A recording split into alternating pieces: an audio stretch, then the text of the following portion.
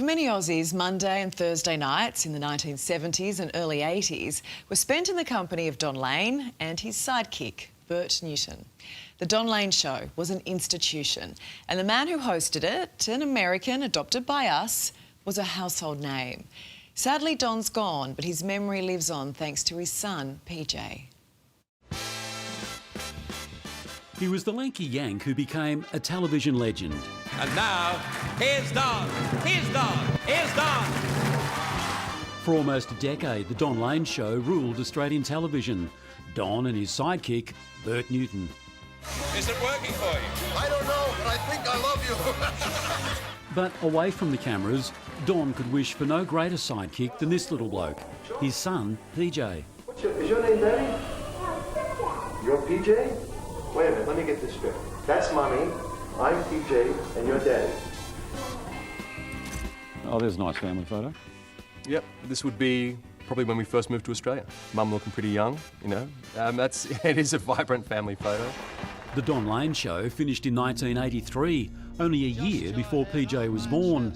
His arrival offset the massive sadness that engulfed Don when his show was canned. That disappointment stayed with him for years. So we moved to a house in about 1989.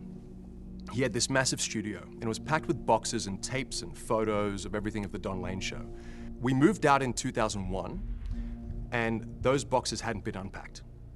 He was too emotional to open those boxes. While he would eventually unpack those memories, Don Lane's mind began packing them away again. He was diagnosed with Alzheimer's in 2007.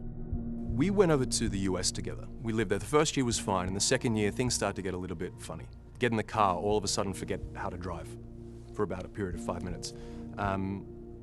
Not seeing colours right or getting the names wrong. 2 years after his diagnosis, Don Lane died. He was 75. All I can say is I cannot think of anyone whom I liked more in the industry, anybody I enjoyed working with more than Don Lane. PJ was only 24 and had just lost his best mate and hero. But far from succumbing to his grief, PJ began working on a stage tribute to his dad. I like to call it a heartfelt spectacular. That's what it is. Together, shout it now. There's no one who can doubt it now. I Love Your Faces has all the glitz and glamour we came to expect from Don. I'm not playing Dad. Someone's not playing Bert. It's not how it works. It's us going into pictures and making pictures come alive.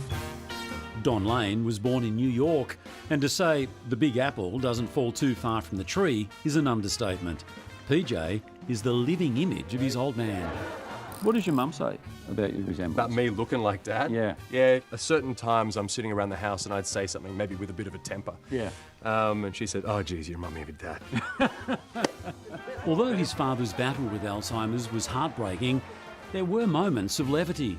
I finally found this DVD of Don Lane live at Her Majesty's in Melbourne in 1980. And we start watching it together. He's watching it and kind of just getting a little bit irritated. I kind of ignore it. Then I look over, he's getting really kind of agitated. And then finally I just said, you know, Dad, what's wrong? Keep in mind he has Alzheimer's. And he says, this guy stole all my stuff. The Don Lane Show was indeed a hard act to follow. But here they are, the village people. Look out. Welcome to Australia. Dean Martin here. Although Don would later go on to host American football on the ABC, he'll forever be remembered for those classic moments that emanated from the famed Studio 9.